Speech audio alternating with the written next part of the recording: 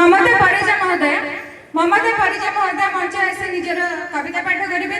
शीर्षकटी हूँ जगा मुरुकी मुरुकी हसुची। निहारी बाला बारिक महोदय अनुरोध करुच्ची मंचर बाम पार्श्वर चेयर आसी उपस्थित रहिबे एवं तांका पाखरे निर्मला कुमारी साहू महोदय परे आसी उपस्थित रहिबाकु मु अनुरोध करुच्ची। जय श्री जगन्नाथ, जय माँ शारदा। मोर कवितार शीर्षक हूँ जगा मुरुकी मुरुकी हसुची। बरस के थरे देखा ते नीला चक्रे भक्त आसी बड़ दांडे गहली लगाई जगा मुरुकी मुरुकी हसुची।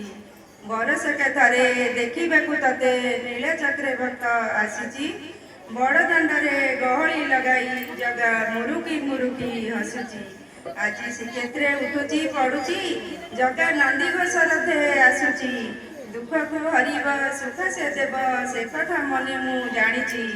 पाप को धोइब पुण्य से बांटिब बड़ देउलरू आसी भाई भौणी को सांगरे नेकी जगा सी घर को आसी जगा मुरुकी मुरुकी हसुची।